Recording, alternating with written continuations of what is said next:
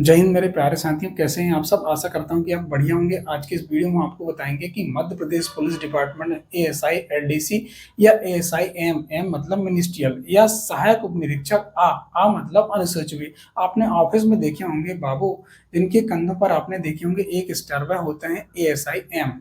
ठीक है।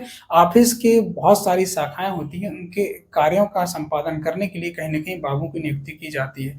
आखिर मध्य प्रदेश पुलिस डिपार्टमेंट में आपने देखे होंगे माननीय डीजीपी महोदय ने ये कहे थे कि जो है 500 पद आने वाले हैं एएसआई एलडीसी और सूबेदार एम, और इसमें रहेंगे प्रधान रक्षक कंप्यूटर और एएसआई कंप्यूटर।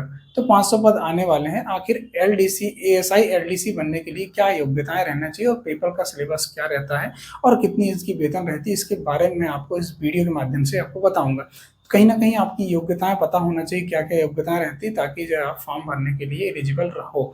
तो सर्वप्रथम हम बात करते हैं कि एएसआई एम या एएसआई आ बनने के लिए योग्यताएं क्या होना चाहिए। इसमें देखो, आपको 12वीं पास होना चाहिए, प्लस डीसीए या पीजीडीसीए आपको अनिवार्य है। ठीक है। ये और सीपीसीटी, सीपीसीटी का स्कोर कार्ड होना चाहिए आपको, जिसमें 20 वर्ड पर मिनट का हिंदी टाइपिंग होना चाहिए इसमें। ठीक है। तो सीपीसीटी का स्कोर कार्ड आपको होना जरूरी है। बात करें अब सिलेबस की, सिलेबस में अगर देखेंगे आप तो सिलेबस में आपको 100 नंबर का, जैसा मध्य प्रदेश पुलिस कांस्टेबल का जो आपने देखे होंगे पेपर का पैटर्न रहता है और सिलेबस जो रहता है, वही सिलेबस इसमें रहता है।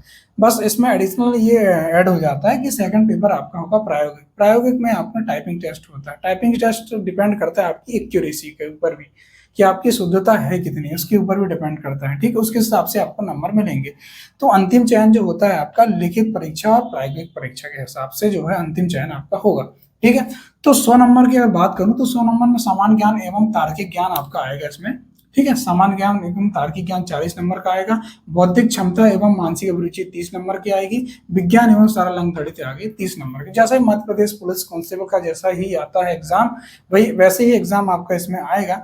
बस ये है कि अतिरिक्त आपका जो है इसमें सेकंड पेपर में आपकी प्रायोगिक परीक्षा होने वाली, जो भी टाइपिंग टेस्ट होगा 20 वर्ड पर मिनट के हिसाब से आपको लिखना होगा, टाइपिंग करना होगा, और हिंदी की टाइपिंग आपको यहाँ पर करनी होगी। ठीक है। बाकी सीपीसीटी का स्कोर कार्ड तो आपको होना ही चाहिए, ये बहुत अनिवार्य है। ठीक है।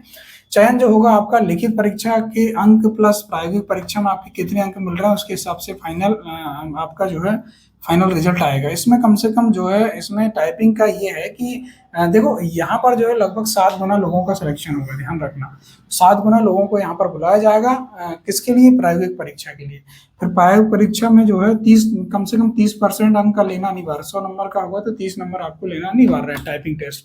ठीक है। डिपेंड करता है, एक्यूरेसी भी होना चाहिए उसमें, सब देखा जाएगा उसमें। फिर इसके बनने के लिए कहीं ना कहीं क्या शारीरिक दक्षता भी होती है। जी बिल्कुल, हाँ। हाइट के लिए आपको जो है 162 सेंटीमीटर, आपकी मेल हैं आप तो 162 सेंटीमीटर आपकी हाइट होना चाहिए, और आप फीमेल हैं तो आपकी 152 सेंटीमीटर हाइट होना चाहिए। ठीक है। तो मैं बता दूं, जिनकी हाइट अगर कम है, कहीं ना कहीं ये पुलिस कांस्टेबल में कहीं ना कहीं शारीरिक दक्षता उसमें होती है। जैसे आपका फिजिकल टेस्ट जो होता है, कहीं ना कहीं आपने आप गोला फेंक या आप रनिंग से या आप लॉन्ग जंप से बचना चाह रहे हैं, तो कहीं ना कहीं आपको जो है एएसआई एलडीसी बाबू पोस्ट देखे होंगे आपने, बहुत बढ़िया रहती है।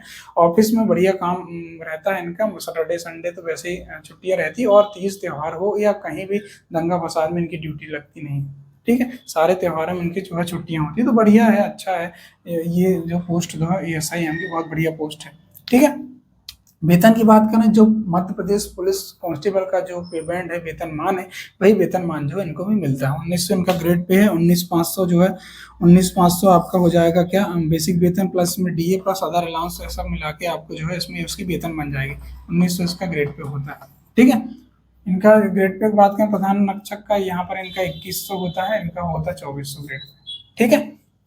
तो जो एएसआई एम की बताया मैंने कि ये जो है योग्यताएं आपकी होना चाहिए। पेपर का जो पैटर्न है, पेपर का जो सिलेबस है, जो लड़के लोग परेशान हो रहे थे कि सर वो सिलेबस आएगा कि नहीं, ये जो मैं सब आपको जो बता रहा हूँ वो जीओपी जो 2022 में जो जारी हुई थी, इसी जीओपी के अकॉर्डिंग ही जो है आपका पेपर का सिलेबस रहेगा, और इन्हीं में से आपका जो है पूछा जाएगा। तो आप बिल्कुल परेशान ना हो, यही सब कुछ होने वाला है। क्योंकि जीओपी जो जारी हुई थी लास्ट टाइम 2022 में, वही जीओपी के अकॉर्डिंग आपका सूबेदार एम या एएसआई एलडीसी या प्रधान रक्षक कंप्यूटर, इन्हीं का जो है पेपर होने वाला है आगे, अभी बहुत जल्द आपकी वैकेंसी देखने को मिलेगी। ठीक है दोस्तों, तो ये था एक इंटरव्यू भी मैं ला दूंगा ASIM जो प्रभारी सर हैं उनके पास बैठ के एक इंटरव्यू ला दूंगा, इसमें आपको सारी चीज़ें पता हो जाएंगे, इनका ट्रेनिंग, क्योंकि ट्रेनिंग का मुझे कुछ नॉलेज नहीं है, कैसी इनकी ट्रेनिंग हुई थी, कैसे क्या होता है। बता दूं 7वें वेतनमान के अकॉर्डिंग जो है बेसिक आपका जो है 19,500 का आपका 70%, मतलब 13,650 लगभग आपकी जो है इतने बेसिक आपका बनेगा। फिर आता है डियरनेस अलाउंस या महंगाई भत्ता। महंगाई भत्ता आप निकालेंगे 19,500, मतलब बेसिक का आपका जो है 55%, 55% का आपका जो है 70% सैलरी मिलेगी, तो 70% हो गया आपका 7,508 रुपये। ठीक है, यह होगा आपका डियरनेस अलाउंस। फिर अदर अलाउंस आपको कितने मिलेगा? अदर अलाउंस आपको 10,178 मिलेगा। इसमें आपको पौष्टिक आहार भत्ता, इसमें आपको फिक्स ट्रेवलिंग अलाउंस मिलेगा, फिर इसमें आपको जो है ड्रेस का अलाउंस मिलेगा आपको, फिर इसमें अगर मैं बात करूं आपको मिलेगा स्पेशल अलाउंस। ठीक है, बहुत सारे अलाउंस मिलते हैं, तो 10,178, 1,078 आपको अलाउंस मिलेगा। ऐसे आपकी जो है ग्रॉस सैलरी हो जाती है आपकी 22,236 रुपये, ये आपकी है ग्रॉस सैलरी। इसमें है आपका कटौती होने वाला, क्योंकि कहीं ना कहीं आपको जो है प्रोफेशनल टैक्स 208 रुपये, देखो प्रोफेशनल टैक्स जो है आपका कटता है 2,500 रुपये सालाना, तो उस हिसाब से हर मंथ का 208 रुपये आपका इसमें कटने वाला है। फिर GIS मतलब जनरल इंश्योरेंस कटेगा आपका 200 रुपये पर मंथ। ठीक है, एनपीएस कटौतरा होगा आपका कितना? 2,116 रुपये। 2,116 रुपये एनपीएस कैसे कटता है आपका? आपका हो गया ये आपका बेसिक हो गया प्लस आपका डियरनेस, दोनों को आप जोड़ेंगे, उसका आपका जो है 2,116 रुपये यहाँ पर आपकी कटौती होगी। ठीक है, तो 2,116 आपकी कटौती हुई, इसका 10% ना मैंने बताया, बेसिक प्लस आपका डियरनेस अलाउंस का 10%, आपका 10% कटता है एनपीएस, इसका आप 2,116 रुपये निकालेंगे। फिर जैसे आपकी आएगी जी आएगी आपकी क्या है, आपका कटौतरा हो गया। ये कटौतरा में आप नेट सैलरी निकालेंगे तो आपकी ग्रॉस सैलरी माइनस जो है आपका जो है कटौतरा माइनस कर देंगे, तो ये होगी आपकी नेट सैलरी। नेट सैलरी आपको हो गई 19,712 रुपये, मतलब आप जब भर्ती होंगे 2025 में, तो नेट सैलरी आपकी 19,712 रुपया आपको मिलेगी। ठीक है, अब बात आती है कि जो आप नई भर्ती होंगे तो क्या आपकी वेतन वृद्धि होगी? बिल्कुल नहीं, आपकी वेतन वृद्धि 3 साल नहीं होगी, 34 साल में आपकी वेतन वृद्धि होगी। हाफ वेतन का लाभ आपको नहीं मिलेगा।